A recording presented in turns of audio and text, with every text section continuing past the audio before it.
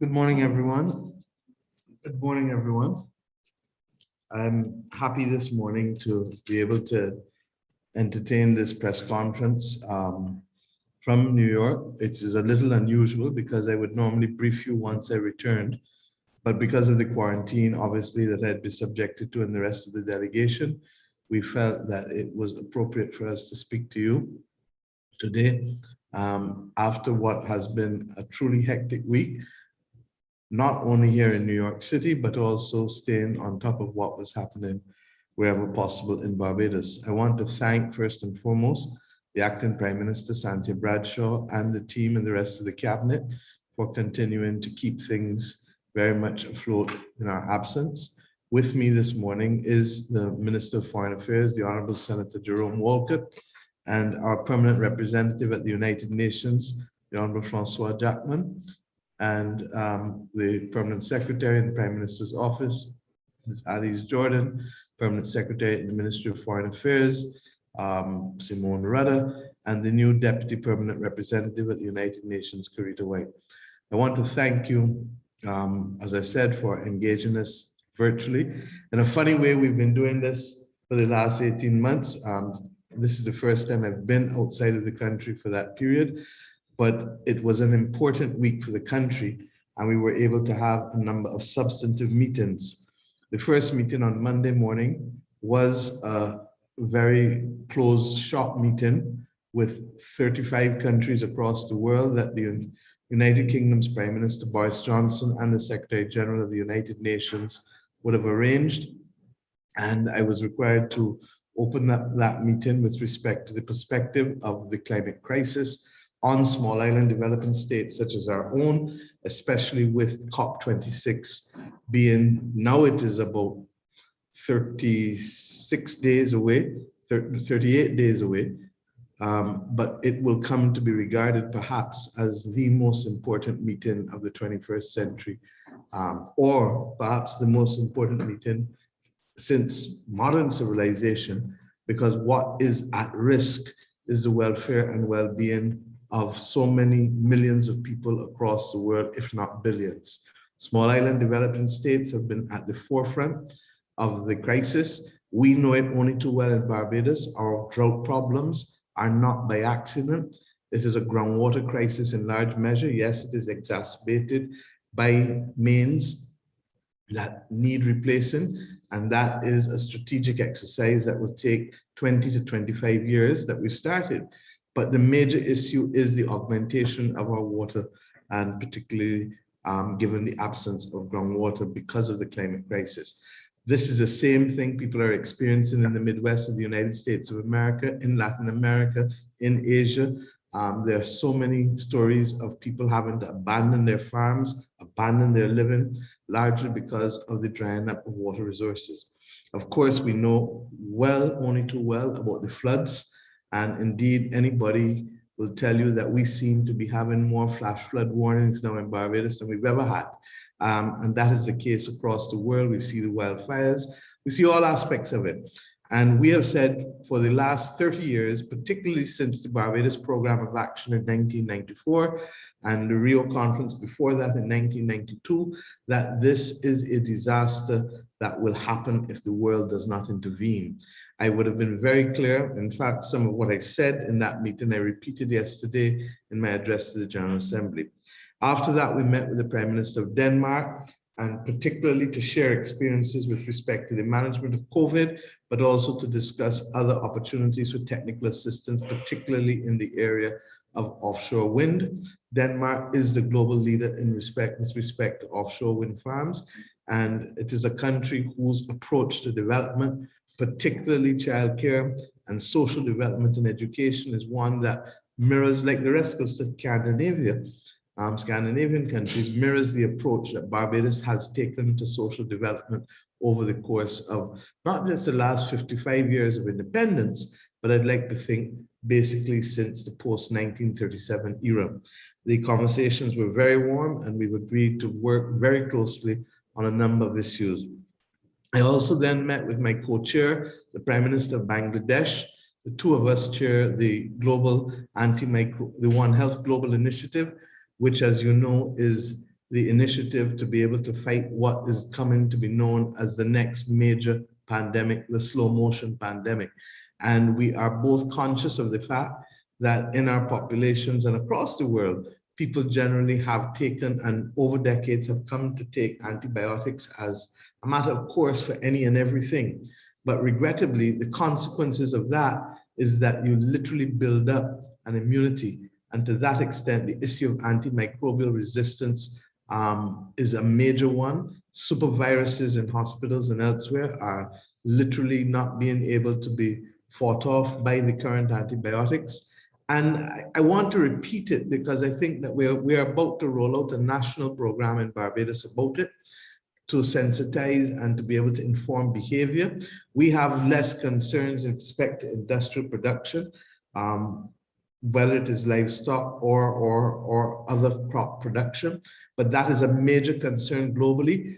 There are some vegetables and some livestock that are produced with so much chemicals and other things that are injected or used in it to help them grow, that the impact on the human body, as Minister Walcott will tell you better than I can ever do, literally is deadly with respect. And we've known and seen examples of it in our region, in our country, and we have now to mount a systematic campaign both on this and climate. And the truth is we need our young people under 30, locally, regionally, and internationally to embrace these issues, because this is going to determine the kind of world that you're going to live in.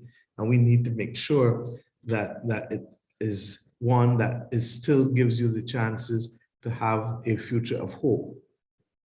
My friends, if we contextualize the fact that just under 5 million people have died from this pandemic, and that is in 20 months, against the fact that the antimicrobial resistance issues show us that it is just under 1 million people a year that already die from this, we begin to understand that we are literally at risk of reversing a century of medical progress and making visits to the dentist or having babies literally difficult and challenging events if infections occur. The next meeting was with the President of Costa Rica, with whom Barbados shares much again. Costa Rica's approach to development, with the balanced approach with respect to social justice, highly developed social sectors, while at the same time pushing economic activity in tourism and elsewhere. Their emphasis on language development, as we would want to do. There is much literally to work together, but the biggest issue is on our approach to debt, particularly the need to get the global community to accept that much of the COVID-related debt is strangling out development in our countries, and that we are literally crowding it out, the money that we need to borrow to continue the development trajectory, particularly with the Sustainable Development Goals. And if we don't find ways of refinancing the COVID-related debt into long-term instruments, what we're going to do is literally prejudice the opportunity for development in today's world. And we use the example all of the time, I'm sure you've heard me say it, that Britain, after the war, was able to take the debt incurred during the World War, and literally refinance it into long-term instruments, into perpetuity bonds, while giving themselves the opportunity to borrow to be able to deal with the issue of rebuilding Britain. So debt borrowed during the war was put one side into long-term instruments to borrow to rebuild because of the war. We are no different. We are facing literally one of the worst events since World War II, and we therefore believe as developing countries and middle-income countries that we have to work together in order to be able to create that case. And I'll come to that further with respect to some of the other meetings we held during the week. That was Monday.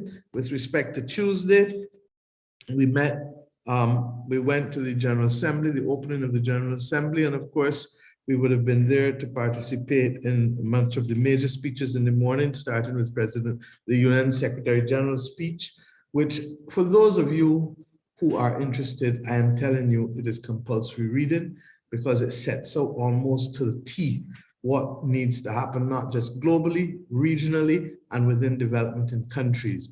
and he identified 6 clear bridges that are affecting, 6 clear divisions that are affecting the world for which we must build bridges.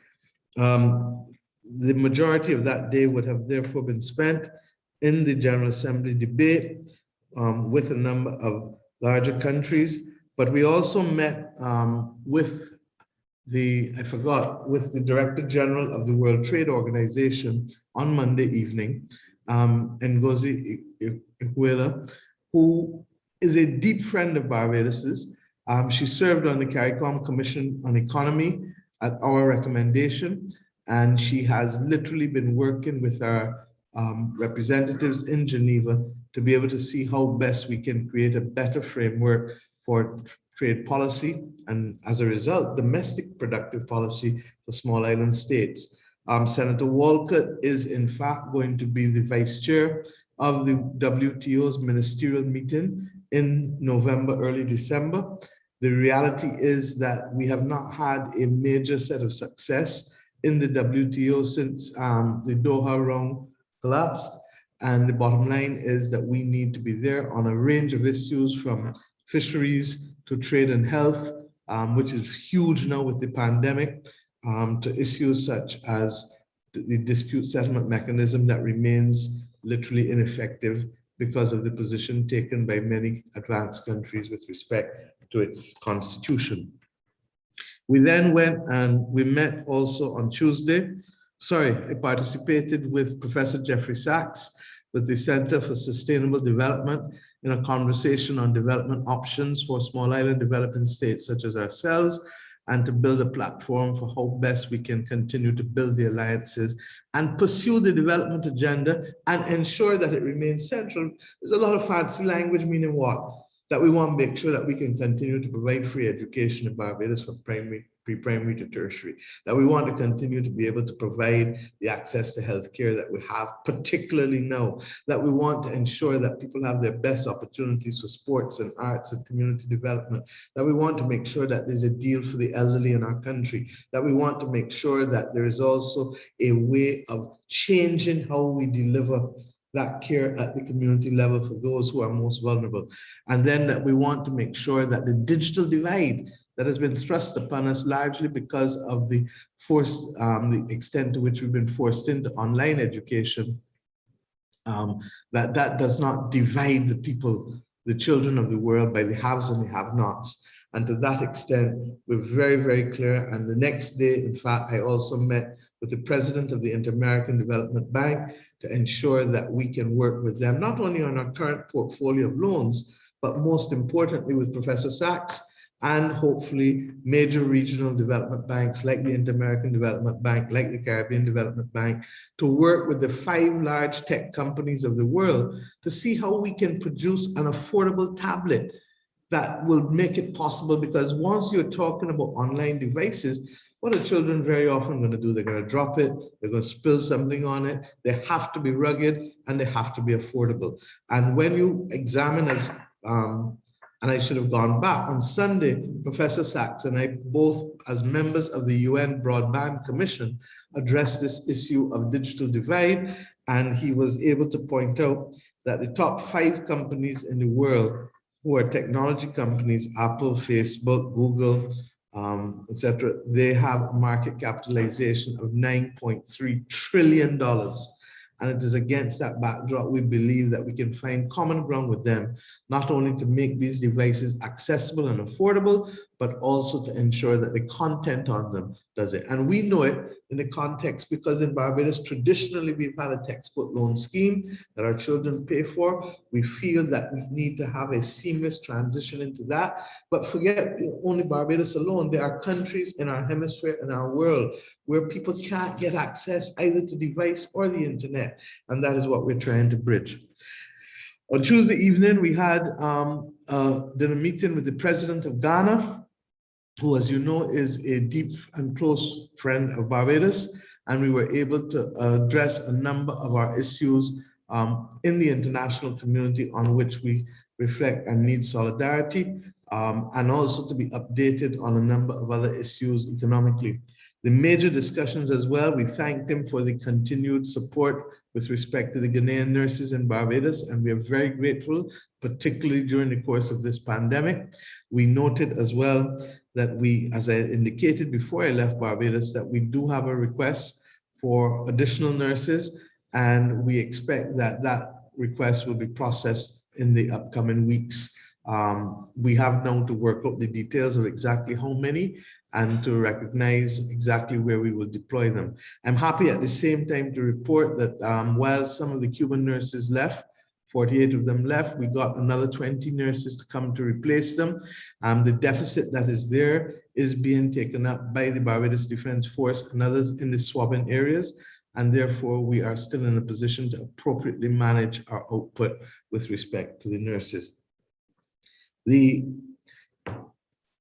Wednesday, as I said, we met with the president of the Inter-American Development Bank, and then Wednesday afternoon we participated in the AOSIS, which is an acronym for the Alliance of Small Island States. There are 43 of us across the global community. It is currently being chaired by the Prime Minister of Antigua, and Barbados has been one of the key members advocating, as we know, on issues of climate, on issues of debt, and on issues of the need for vulnerability to be a key criteria in determining who can access concessional funds. And why?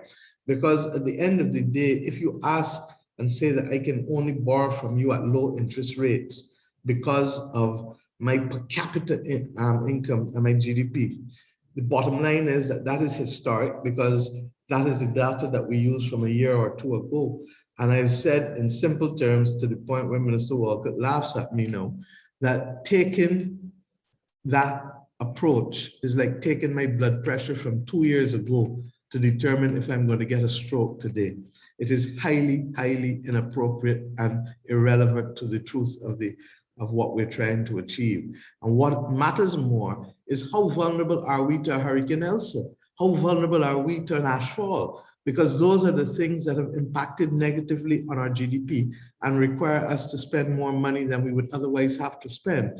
And hence, Ambassador Jackman and others, Ambassador Blackman, as well in Geneva, as well as the domestic economic team, in particular with Professor Prasad and Dr. Greenwich, we have been arguing for vulnerability as a key criteria. And let me put it in context. Professor Prasad's father worked at the Commonwealth Secretariat. And in 1989, he started the argument on the whole issue of vulnerability. Owen Arthur led issues on small states financing and did a lot of advocacy on the issue of vulnerability. So this is an issue that has affected our countries for the last 3 decades. It is one of the reasons why Barbados and Bahamas were also not able to borrow from the World Bank, in spite of the fact that we are still exhibiting vulnerabilities on so many issues. As you would recall, when I chaired CARICOM last year, I would have mounted a serious effort for advocacy to allow us to be able to do so. And in truth and in fact, earlier this year, the World Bank would have then allowed Barbados and Bahamas to be able to access concessional funding again as a result of the pandemic. And we argue we need it as a result of the climate crisis. So that was the AOSIS meeting.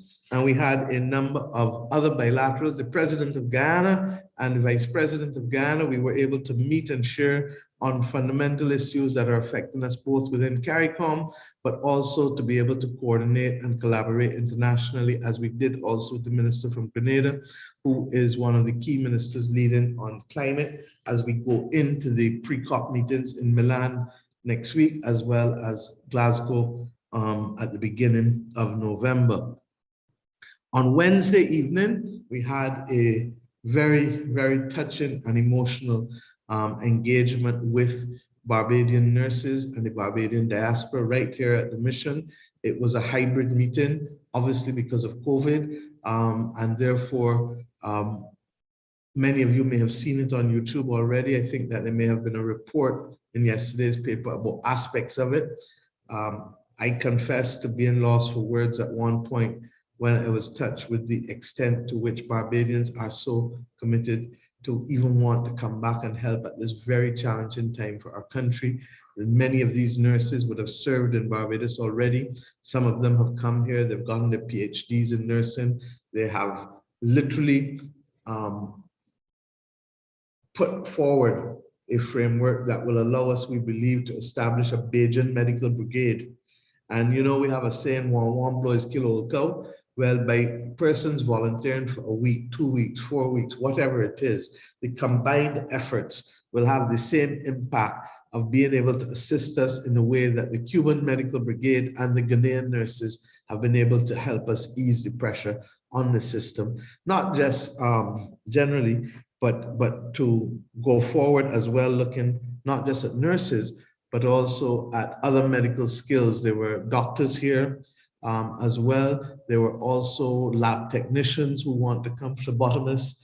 There were hospital administrators.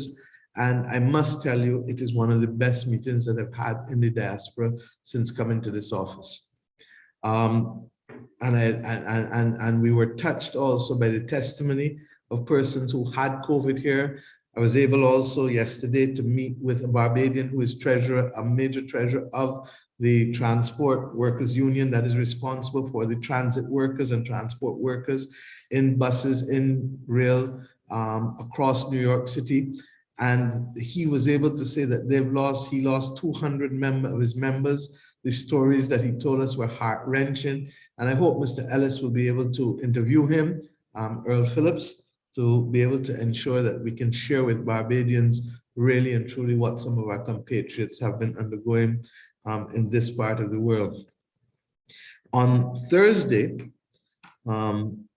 we met with the Secretary General of the United Nations, and that was an excellent meeting. We look forward to welcoming him in Barbados next weekend. As you know, on the 4th of October, formally, we've had a number of UNCTAD fora, but on the 4th of October to the 7th of October, Barbados becomes the smallest country in the world ever to host a major United Nations global meeting, and certainly in the United Nations Conference for Trade and Development. UNCTAD was literally established to be able to give developing countries a voice on trade and development issues. We undertook the responsibility of wanting to host it. Why? Because as small states, we need fiscal space and we need policy space. And many of you may ask, well, why are we doing all of these things? Because the policies that we can execute in Bridgetown are in some ways determined by what we are permitted to do so globally. And we know that this is an effort that requires us to be focused as we go forward. We were also able to meet on Friday. I, of course, had to prepare for my address to the United Nations, and many of you may have seen it. And as you know, and as you may have known me for a while, we need to move the needle. And to simply come to this country year after year, in this forum year after year, and say the same thing while not seeing progress is something that Barbados cannot in any way tolerate.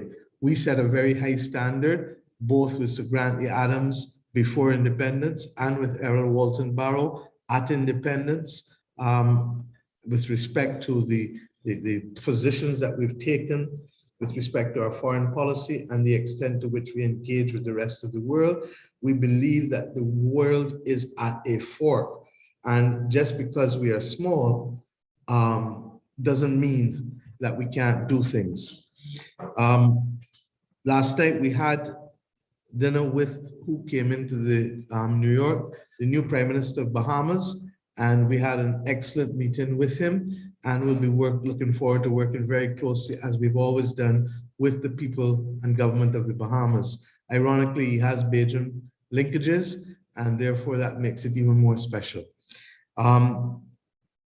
I could go on and on, but I'll stop. Yesterday morning, I also had meetings with the President of the World Bank, David Malpass, and the Managing Director of the International Monetary Fund, Christina Georgieva, in my capacity as Chair of the Development Committee of the World Bank and the International Monetary Fund. And today we have a few more meetings that I'll go to. My friends, this has been a packed week, but it is a week we believe will add value to Barbados's options and to Barbados's capacity to meander and negotiate in this very difficult world with respect to climate, with respect to the pandemic, with respect to debt, with respect to vulnerability generally, and with respect to investment. Yesterday evening, we were able to meet with a group, one of the major health groups in New York State, Northwell Health Group, which owns one of the hospitals, North Shore Hospital in Long Island. North Shore Hospital has been responsible for training many of the leading surgeons and consultants in Barbados over the years. The relationship between our country and that particular hospital was very strong at one time in the past. It has, for just over a decade or so, it was allowed to drop. And the truth is that we are in a position where we want to re-engage in a very deliberate way. We were able to view the emergency standalone center that they have in downtown New York, which is extremely impressive. They are already in discussions with the University of the West Indies on other matters pertaining to medical education and medicine, and they are now in discussions with us. They've agreed to dispatch a team to Barbados next Wednesday of 4 doctors and 4 nurses to help us also with the review of our framework as we manage the surge in COVID. And they are also in discussions with us for the provision of telemedicine, because one of the ways that we bridge the gap with respect to available services will be with respect to the opportunities for telemedicine. Minister Walker can tell you much better. There are also leaders in some forms of robotic surgery and in cardiology in the Northeastern Quadrant. And we feel that we can rekindle the relationship in a way that will benefit us at this difficult time in our country's history. I want, before I finish, also to address the issue of the whole question of vaccines. I did it Wednesday night, but you know, sometimes you have to repeat yourself in this world. The leader of the opposition and the leader of the Democratic Labour Party, we have, over the course of COVID, ensured that we've tried to reach out and to keep these issues above partisan consideration. It will continue to be the approach of my government. But at the same time, when we have persons doubting the process of vaccinations at the time when we know that we have a pandemic of the unvaccinated, we are doing a disservice not only to our country, but more importantly to people's lives in our country. The last death that we had last night was an elderly woman, again, unvaccinated, I'm told. The bottom line is, my friends, this is nothing to play with.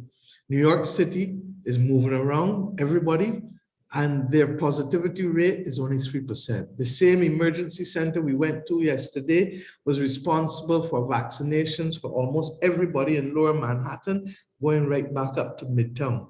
And believe you me, impressive, but no different from what we are doing at home. It is against that backdrop that I have to ask us, please, to let us focus on those issues that are going to help us get out of this. When I heard the leader of the Democratic Labour Party seeking to find something to throw mud at, I said to myself, does the leader recognize that she is functioning as the leader of a main political party that has at some time to ask itself how it is helping the country get through this difficult moment and how it is helping the country save lives? And if its only way is to try to throw mud in the hope that the mud will stick, well, then I say to her, my dear, you are going down the wrong road. I know what it is to have led an opposition party, perhaps longer than most in our country. And I know what it is to determine what battles are worthy of opposition and what battles require the country to come together. With respect to this issue, I repeat, as I said on Wednesday night already, there is no contract with radical investments.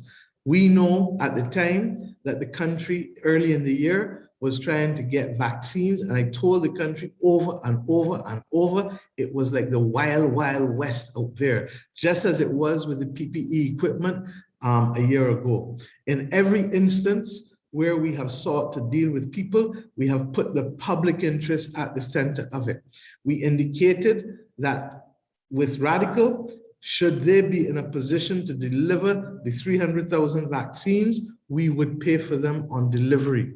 Similarly, we had an engagement with another Barbadian world-class medical company whose weekly suppliers were prepared to be able to get for us. And those were the ones we paid some money towards. And when we realized that the vaccines were not coming from them in a hurry and that we were getting vaccines from elsewhere, on behalf of the government, I instructed the Director of Finance to ask back for our money, all of which came back since months ago. But with radical investments, not a single cent.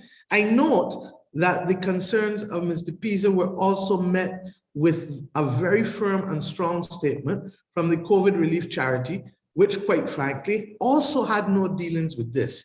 And they too have indicated that all of the funds donated will be subject to an audit, as is their practice.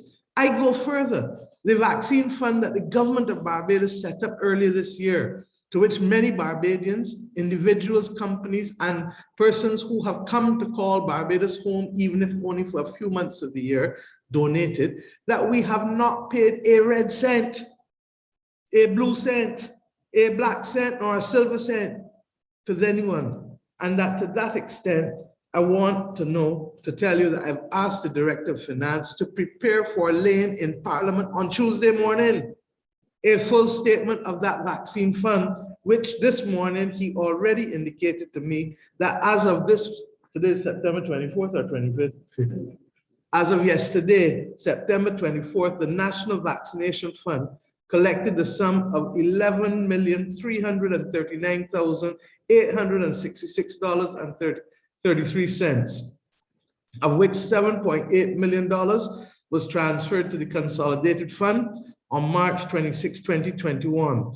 As of March 24th, 2021, $500,000 was spent on the purchase of vaccines. There were only 2 purchases of vaccines because of $300,000 for Pfizer and $200,000 for Chinese Sinopharm vaccine, and that the majority of money has not been spent, and largely because we have been lucky, but we're not past the worst. You heard the Minister of Health yesterday talk about the need for boosters that have to come, and therefore we have to ensure that we continue the ready supply and vaccination of our persons. But I understand what the allegation is about, so let us not get tired.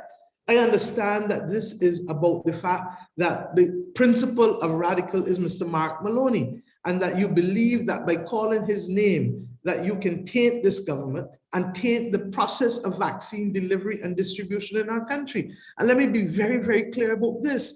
In November 2017, at the Barbados Chamber of Commerce, in the full glare of the country, I said then that I do not like how Mr. Maloney was negotiating contracts, or the government was negotiating contracts with Mr. Maloney, but that I admired his ambition, and that at some point we would expect that we would have to deal with him. The government of Barbados cannot blackball Barbadian companies of any type, color, or stripe, and we will deal with them. And believe you me, I will not, as leader of this government, be intimidated into things that will cause the country to suffer simply because of a person who has in the past been someone who we've had to speak very strongly to. The mere fact that we have negotiated the kind of deal that we have tells you all that you need to know, not a single cent. And for that comment about implied contractual terms, my dear, I have been an attorney general too for 5 years. And I know I can tell you, as a basic first-year law student can too, there's something in a contract is only formed when you have offer, acceptance, and consideration. Show me the consideration. And the bottom line is that this is a red herring intended to distract at the very time that we want Barbadians to increase their vaccination levels. I was telling you about New York, yes, just now, because the 3% positivity rate in New York is largely, when we asked them yesterday, what did they tell us? Because of the high level of vaccinated persons. Now, this morning, I've already had a meeting with the Cabinet Subcommittee on COVID, which is the second one we've had for the week, even here. And tomorrow evening, we'll have another one once we return. So that I'm asking our country, please, And I'm asking Verla as well, please, Ms. DePisa, please, let us focus on saving lives and ensuring that those who are unvaccinated do not become a victim. I give you the assurance that you can meet with the Director of Finance and ask him any question you want with respect to this vaccination fund and with respect to the issue of any obligations to Radical, a Barbadian firm that needed to be anchored in order to secure, as all others, we had from India, from Canada, from the United States of America, we had from China, we had others also offering along the way. And we said, look, and I remember a press briefing at the lower court when I said we're going to use multiple sources because we do not know which one will arrive first. So that it is easy to talk now when Barbados has literally 49% of our population. 49%, almost 1 in every 2 Barbadians have had at least one vaccination. And in the course of the last week, I'm happy to report, and we still have today, because the week doesn't finish until today ends, but we are already overall 10,000 vaccines or more, but of the first dose, only about less over 6,000, and we don't know what will happen today. As a result, we will move the curfew from 6 o'clock on Sundays to 9 o'clock, because we also know that the public issue, where is it that the virus is causing us problems? It is not in our public spaces. It is in the homes, regrettably. And it is in the communities around the homes. And last night when we met with the Prime Minister of Bahamas, and when we discussed with the Prime Minister of Denmark, that has been their experiences too. Now we take it from different points. And the bottom line is that where we need to message and where we need to get the word around, call your neighbor and say, darling, if you've got these children coming in here all the time, remember to tell them keep the mask on. If you don't have masks, I'm going to ask that masks be distributed in every part of the country, working with the churches, working with civil groups, because we need to make sure that it is in that space. Now, I also want us to put everything in context. Barbados has had in the last 20 months, only 7,200 cases roughly of COVID. What does that mean? That more than 270,000 Barbadians have not had it. No, that does not mean that it is not serious. It is serious and challenging because we're really playing COVID roulette.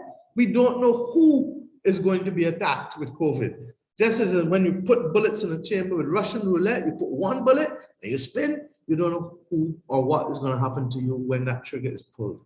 And that can literally be the case with respect to COVID. We do not know who. And one of the things that bothers me in the epidemiological reports that are coming now is that even with the children who are getting sick, that the majority of them are children under 12. That's in the household. Children under 12 don't walk the road. The majority of them are in the household. So I really want us to apply our hearts to wisdom, as I have said over and over. We will get through this. I'm exceedingly confident. And I'm exceedingly confident that Barbadians are now responding in a very positive way and recognizing that the way to be able to get back to the removal of these restrictions and the removal of the things that have made life so difficult, like lack of jobs and underemployment, and lack of contracts being serviced or being available, is for as many Barbadians to be protected at the individual level, such that this virus, which has now become endemic, will be with us for probably ever, if not a very, very long time, that we treat to it just like we treat the dengue or the flu or chicken pox, that we don't want it, for sure. None of us want dengue or chicken pox or the flu. And for most people, in excess of what, 90–95% of people, there will be no hospitalization and there will be no death. That is where we want COVID to go in Barbados. But the government could only want it and put things in place. It will only happen when the majority, not everybody, but the majority of Barbadians can get us to that point. And I'm satisfied now we're in a better position than 90% of the countries in the world. 90% of the countries in the world, but we can do better. I want to do like Denmark. I want to do like Iceland. and wanting to aspire to that is not a crime, Mr. Pisa. And if getting to that point means that we have to engage people legitimately, and this is the point, it's how you negotiate contracts, not who you do business with alone. And to that extent, in every instance, we have put the public interest, we've put College of Negotiators in place with a range of contracts, but that is not for today. We'll talk about that another time. So I'll pause at this stage. Jerome, there isn't anything else, is there, Francois? And I'll ask any questions available. If the media are there to ask any questions, I hope I can see because the camera is far away. This is not like at home where we have a fancy setup. So bear with me if I can't see who is asking the questions. Thank you.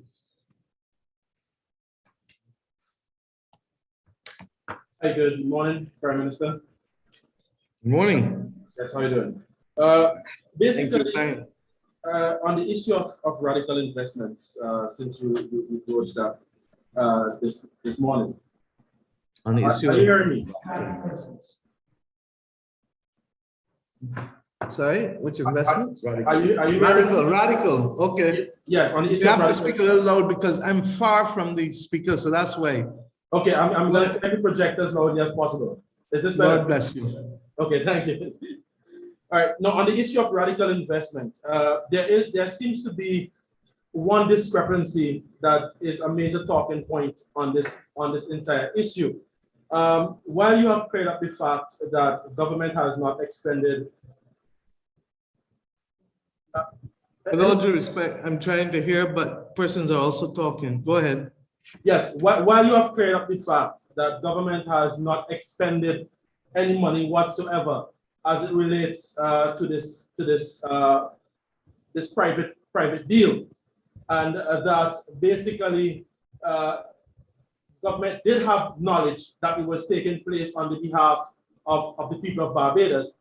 You have the Minister of Health who was reported saying that he knew nothing of this company. Could you square that up for me, please, Madam President? With all due respect, my brother, you have been in so many press conferences with us.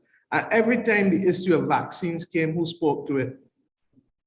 Prime Minister, not the Minister of Health. And I told you all early on that I had taken responsibility for this issue, along with the Director of Finance and Economic Affairs, along with Mrs. Juanita Thornton-Powlett, along with the Permanent Secretary, Alice Jordan, in the Prime Minister's office. There is no mystery about that. And we did that to allow the Minister of Health to manage the day-to-day aspects of COVID treatment, while as Minister of Finance, as well as Prime Minister, I managed the engagement, because the other thing was that when we were dealing with India, who would be able to deal with the Prime Minister of India's office? When we were dealing with the White House, who would be able to deal with the White House? When we met with Pfizer, who had to deal with Pfizer? It was me and the Attorney General at a very high level, and that never went anywhere, by the way, because there were a number of meetings that you had meetings trying to get Johnson and company. Minister Walker did it on my behalf. When we were dealing with China, it was me and the Minister of Foreign Affairs that dealt with it. So I'm not sure, this obsession with trying to find some mud, you understand? But take care, the mud don't boomerang.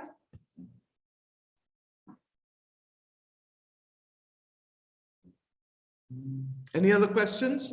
I was giving someone else a chance, but I don't see. I would ask another question until. No problem, my brother. Until someone else jumps in. On the issue of mandatory vaccines, do you think that we are approaching the time where we must have that conversation? Government, as you would have indicated earlier, government must govern at this time, as we see some private entities testing the limits in their own companies and basically implementing what some might determine as coercion. Even though at the social partnership level, the agreement was in place that we would let the education process play out first. Could you respond to that quickly, please, Madam Thank you. Let's contextualize it. As we indicated from the very beginning, we would prefer, and I personally do not like the notion of mandatory vaccines. I don't. And that we have said we will work hard to get as many Barbadians educated, sensitized. And I said that I would be the chief one out there trying to do it, even though I'm not supporting mandatory vaccines. What we've always said, and at the same time I said this to you, go back to the press briefing again, because remember, I don't forget what I say. Go back to the press briefings again, and you will see me make the point that we also will make tests freely available to people, because we know that there are some people who will never be able to be vaccinated because of their medical condition and because of their philosophical position.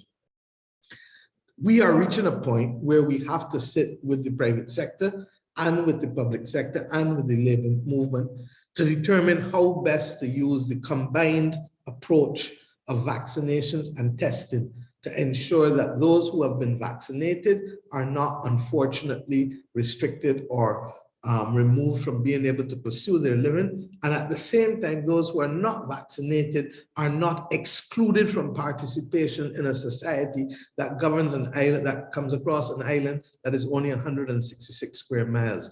We do not have the size to admit of serious divisions in our country, because the divisions will not end with the COVID pandemic. They will endure for generations. This is my judgment as someone who has served as Attorney General. This is my judgment as someone who has served as Minister of Education and Culture. This is my judgment as someone who has served as Prime Minister for the last 3 years. But it is also the judgment of my cabinet individually and the collective expertise there too. It is against that backdrop that we anticipate that we will have a framework that meets the needs of all Barbadians to ensure that they can be safe. Because what is the thing I ask everybody to do all the time? Ask yourself the questions when you deconstruct and reconstruct. What is the public purpose we're trying to save in terms of this? We want people to be safe. And we want people to go into the employment safe, to be serviced by employees safe, and to be able to go around in their leisure time activities safely. And to that extent, what is it that measures safety? We believe that vaccinations, while not 100% foolproof, have the kind of probability that allows us to protect persons from death and from serious hospitalization. And that while you will get breakthrough cases occasionally, the breakthrough cases thus far have not led to any form of death at all. By the same, in Barbados, by the same token, we recognize that just because a person is not vaccinated does not mean that they're positive. And the best measurement of that is in fact with the test. And to that extent, therefore, testing must continue with the exception of persons traveling overseas. We've said testing will remain freely available in Barbados. We had the virologist from the Pan American Health Organization come in this week.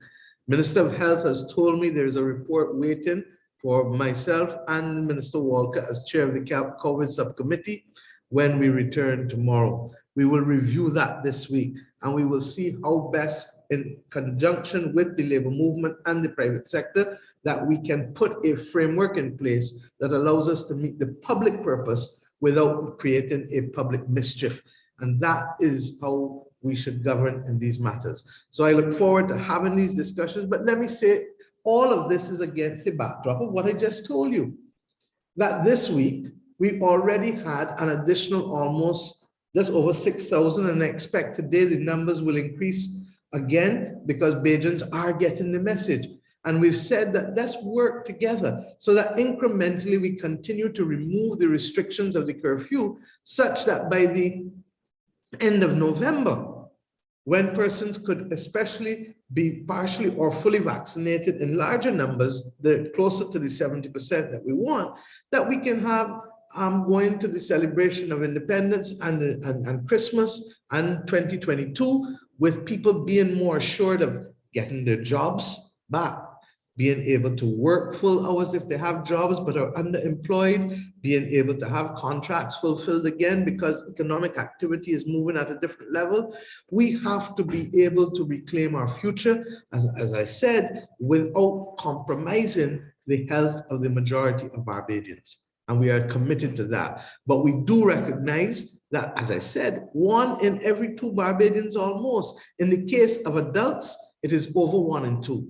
In the case of the overall population, in spite of the fact that from babies to 12-year-olds cannot get it, and they constitute at least 50,000 of the 280 odd thousand people in our country.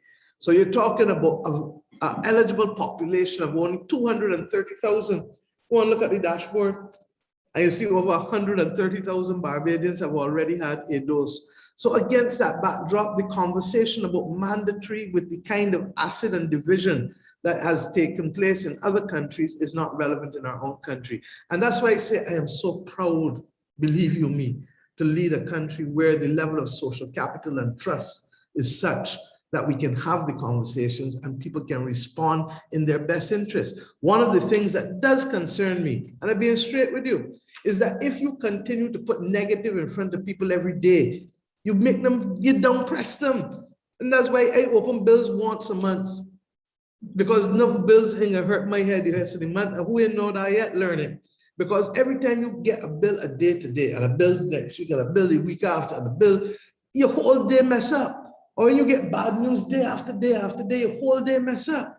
And what we are trying to do, I think we should change the structure of our dashboard. I think that that daily thing in people's heads is a down presser, when in truth and in fact, we need to be able to recognize and celebrate the fact of how far we've come. Of course, the deaths are hurtful, and hurtful because I get them in the middle of the night, and sometimes I can't sleep when I get them.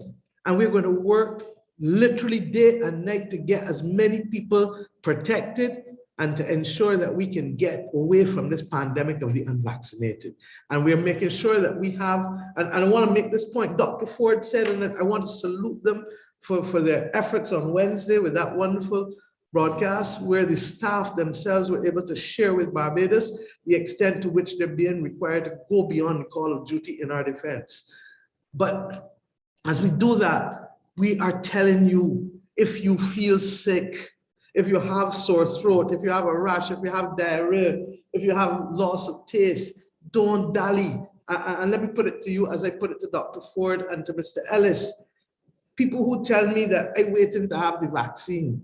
People who tell me I'm waiting to get tested. People who tell me I am feeling right by waiting to go to the doctor. I ask you each time, if you're not ready to be tested, and you're not ready to be vaccinated, and you're not ready to go to the doctor, are you ready to die? And I don't mean to put it so bluntly, but that is effectively what you're doing with COVID roulette. So I think we're in a good position. I think we need to be in a far better position, however. And to get and bridge that divide, we need the remaining, not even 100,000, we need the remaining 50,000, as I said, but we're close to that now, 42, 43,000 will help us to get there. And ironically, PAHO believes that we have been even more conservative with respect to the kinds of regime that we want to put in place as Sante and others settle for schools than they are recommended. So that these are the conversations that we need to have now with the country.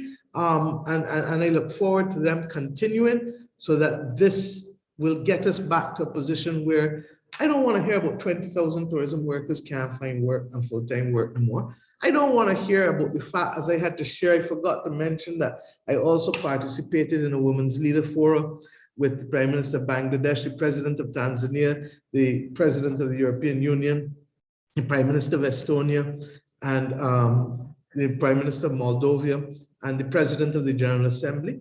And one of the things I pointed out is that up until 2018, female unemployment was larger than male unemployment in Barbados. Between 2018 and the beginning of the pandemic, early on in the pandemic, female unemployment was significantly less than male unemployment. And it is largely because of women participating in the services sector, I believe, and the provision of goods. Since the pandemic, female unemployment has risen way above male unemployment again, because they have been on the front line of the burden of this adjustment. So believe you me, we need to get back to a point where we can allow persons to recognize how they can live safely and work safely, because we are seeing other things beginning to affect this society beyond COVID. And I've said from day one, Barbados is not a one-issue country, and the government doesn't have only one issue to deal with. Any more questions? Yes, again, implore my other media colleagues to jump in at any time, but just one more question again from me as it relates to the radical investment issue.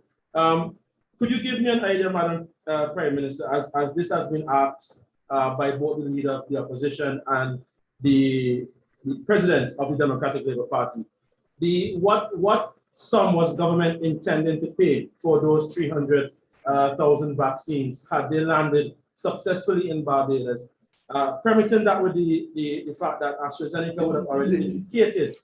No problem. The same sum of money that we were paying to the other local medical supplier, which is 24 US, and we made it clear then, as I did earlier in the year, if you go back, that the prices that we were being asked, like with PPE, like with ventilators, bore no relationship to what other people were able to access as major countries from directly. And that what we were not prepared to do is to stand on the sidelines and see the people of Barbados suffer without access to vaccines.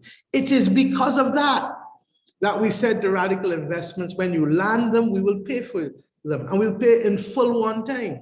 But what we were not doing was that until, especially given the experience we had, and we were beginning to feel with the other company, we were not prepared to put out the money. And because I knew that these kind of questions would come to, believe you me, I said not a cent until we get them. So let us be clear. I also want to say that, and I mean this sincerely, this press conference is not just about radical. And this country is not at this stage where controversy and red herrings matter most. The country is trying to save its future, just like the world is trying to save its future. And I want us, please, to focus and apply our energies in ways that are constructive. I will give you chapter and verse, and perhaps, you know, I better understand now why the president of the Democratic Labour Party has had 2 contests in the last 2 years. And I want to say to her, it is not mine to give gratuitous advice, but I will share my experiences with you. You have to be able to focus on the larger issues that are affecting our country rather than being just the purveyor of rumor and innuendo and trying to hope that something will stick. If there is a Cahill issue in my government, by all means go after it. But believe you me, this is not a Cahill issue. And I can give other chapters and verse of other issues that we went after, but we didn't go after those issues alone. We dealt substantively with pensions. We dealt with the preparation such that within 1 week of being sworn in as Prime Minister and the Attorney General as Attorney General, we were able to meet the world and to say what we were doing with our debt and what we were doing with the IMF program in order to avoid a $100 million payment that would have left us with less than 3 weeks of reserves. Our reserves today stand at in excess of 35 weeks at 2.92 billion roughly. And I'm asking and appealing not for my sake, not even for the sake of the legacy of Earl Barr, but for the sake of our country. This country is best when we have strong debate and strong commentary. But when we seek to elevate things that really can't withstand muster, then we are in trouble. And to talk about a solution, IBC, Barbados has been promoting international business companies for 4 decades or more. And that's what we've gone to the OECD to fight for, to protect. And there is nothing illegal about people doing the tax planning through the establishment of companies, whether in Barbados or St. Lucia or other countries in the region that have an international business network, Cayman, BVI, we can go on and on. So I beg you, please, let us focus on getting as many Bajans. And I want to, in this forum, say to the Democratic Labour Party that please help us in getting out there people in your party, in your constituencies, as in our constituencies, Bajans in our churches, in our church, sporting groups, cultural groups. Let us get as many Bajans vaccinated so that the notion of people dying from this, even though we have among the lowest death rate in the world, ironically, our death rate is even half of what Denmark's was. So let us close the gap. Thank you. Let us close the gap. Yesterday I talked about mining the gap. Let us close the gap on vaccinations. Thank you. Prime Minister Motley. Prime Minister Motley. Shane Jones from CBC. During the course of your presentation, you made mention of the Sunday curfew time moving from 6 to 9. I know we are due some new directives. Are we going to see any more changes, or can you tell us anything more about when those new directives will come out? Well, the directive finishes tonight, and in fact, there'll be a new directive as of tonight, as well as a new proclamation from Her Excellency, which will be issued, and that has to be dealt within 30 days, I believe, in Parliament. So that is really the only major change for now. I pray that if we can hit the 20,000 target in the next 2 weeks, that the 10 p.m. curfew will be able to go to midnight. And we've said this all along. And this is not a case of holding people to ransom or bribing anybody. It is a case of the reality of public health management and the capacity to be able to reduce the numbers as we go through our day. That is the advice from the public health people, but at the same time, we have to balance it with what we need to be able to keep people employed, because it's no sense trying to keep people safe and people dying from lack of food or from other things that have been occasioned by the restricted movement. It's a balance. Any other questions? Final question from me, Madam Prime Minister. In terms of the UNGA summit, you mentioned quite a few meetings. It's not, I mean the General Assembly. General Assembly, yes, sorry, my apologies. That's all right. Could you give the country some idea that this was much more than just talk shop? Could you give me some of the idea of any concrete things that we can look forward to? I think you heard my speech. I think you heard my speech yesterday, and if you didn't, I'd suggest that you listen to it. It was very clear that the countries of the world have to move the needle. We were able to see some limited progress. The United States of America's president acknowledged that the climate crisis was real, as he has all the time, and that the target set for $100 billion a year to be able to be used with climate financing, there was a gap. There still is a gap, but the United States has increased their amount by a further 11.8 billion, I think, Francois, and that was achieved. China also agreed for the first time to no new coal plants outside of China. We know that we need to go even further because we need to literally stop the extent to which fossil fuels are burning, as I said in my speech yesterday. So we've had some limited progress, but the truth is we need to close the gap, because if we don't, countries like ours, small island developing states, have said consistently that we need 1.5 degrees to survive. What does that mean? That the world has already seen an increase in temperatures, regrettably, to 1.2 degrees. Any of us who watch Sky Television on cable will recognize that they were running a dashboard periodically for some time that tells us that in 12 years' time, this is 2021, by 2033, I will, how old is 67, about to draw a pension, and hopefully having a peaceful life. But I don't want to be in a life where we have to look about moving from Barbados or moving from coastal areas, because the world would have reached 1.5 degrees by then. The IPCC report has issued a code red for humanity. What does that mean? Absolute danger, because on current trajectory, with the nationally determined contributions, in other words, what countries say they will do between now and 2050, we are likely to have an increase in temperatures of 2.7 degrees, which means absolute ruination for humanity. And this is not esoteric, and that's why I keep telling you, apply and remember the floods we've been having, the destruction of our coral reefs. When we were children, we used to see cobblers and sea eggs all about the place. We don't see them in the same way now. The extent to which we are seeing across the world. Look how Hurricane Dorian sit on top of Bahamas for 2 days. 2 days.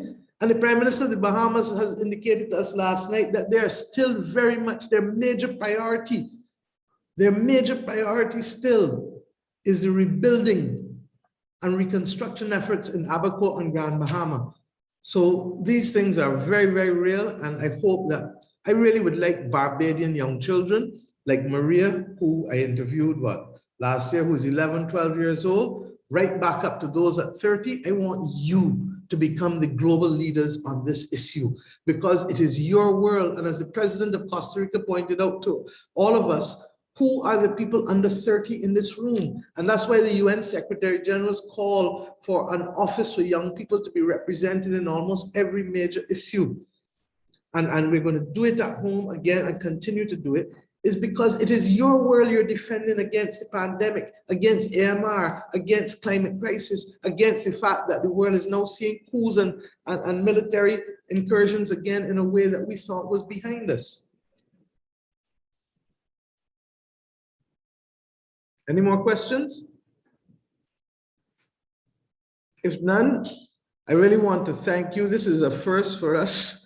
We would normally do this debriefing, as I said, on arrival in Barbados, but because we are subjected to the quarantine issues, and because I'm not sure how we will feel after that, and jet lag and the testing, I said, you know what?